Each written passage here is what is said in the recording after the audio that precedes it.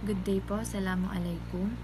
The case I'm going to recite is the case of Republic of the Philippines versus Sandiganbayan, Ramas, et.al. with GR number 104768. The facts of this case are as follows.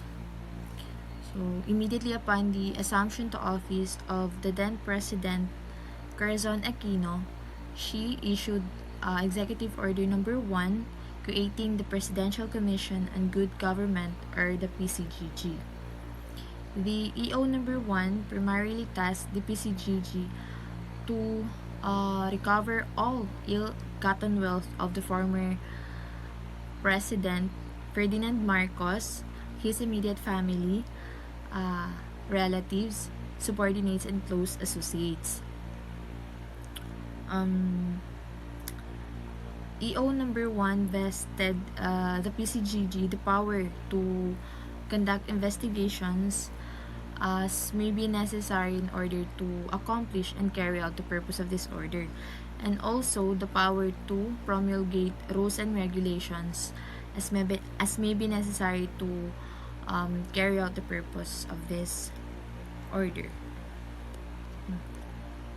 Accordingly, the PCGG, through its then chairman Jovito Salonga, created an AFP Anti-Graft Board which is tasked to investigate the reports of unexplained wealth and corrupt practices of AFP personnel, whether in the active service or retired.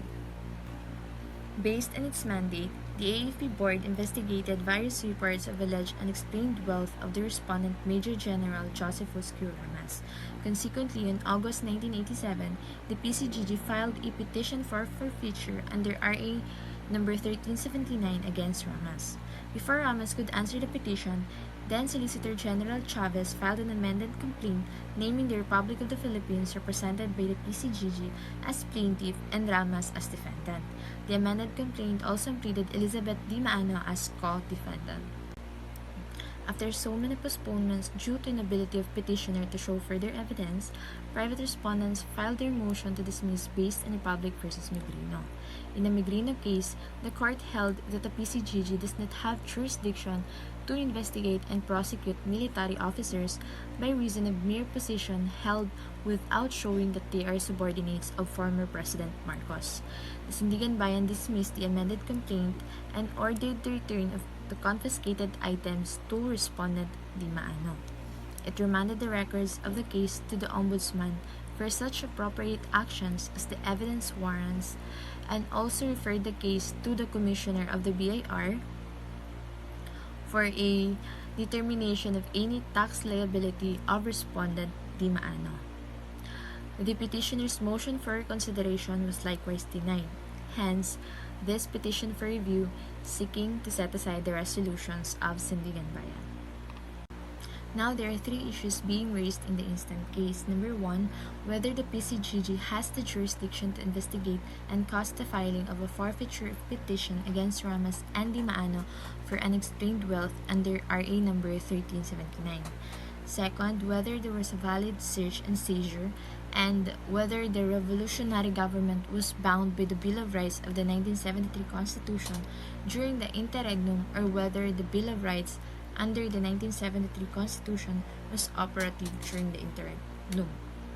As to the first issue, the court held no, because the PCGG had no jurisdiction to investigate Ramas, as he was not a subordinate of President Marcos as contemplated under Executive Order Number 1, which created the PCGG. Mere position held by a military does not make him a subordinate, as this term was used in EO Number 1, absent any showing that he enjoyed close association with former President Marcos. The PCGG cannot exercise investigative or prosecutorial powers never granted to it. PCGG's powers are specific and limited. Unless given additional assignment by the President, PCGG's sole task is only to recover the ill-gotten wealth of the Marcoses, their relatives, and cronies. Without these elements, the PCGG cannot claim jurisdiction over a case. As to the second issue of whether there was a valid search and seizure, the court held no because the raiding team exceeded its authority when it seized the subject items. The search warrant did not particularly describe the items seized. The constabulary raiding team seized items not included in the warrant. The seizure of these items was therefore void, and unless these items are contraband per se, which they are not, they must be returned to the person from whom the raiding team seized them.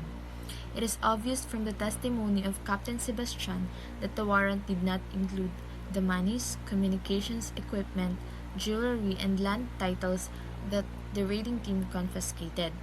The search warrant did not particularly describe these items, and the raiding team confiscated them on its own authority. The raiding team has no legal basis to seize these items without showing that these items could be the subject of warrantless search and seizure. Clearly, the raiding team exceeded its authority when it seized these items, and the court held that the seized items should be returned immediately to Dumaano. As to the third issue of whether the revolutionary government was bound by the Bill of Rights of the 1973 Constitution during the interregnum, and whether the Bill of Rights under the 1973 Constitution was operative during the interregnum, the court held no, because the Bill of Rights under the said Constitution was not operative during the interregnum.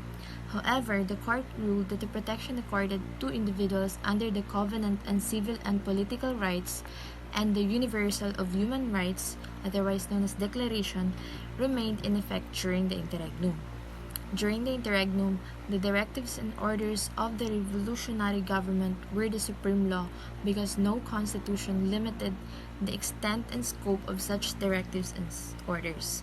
With the abrogation of the 1973 Constitution by the successful revolution, there was no municipal law higher than the directives and orders of the revolutionary government.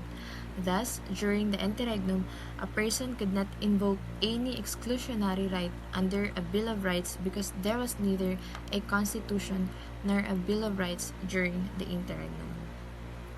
That is all po. Thank you.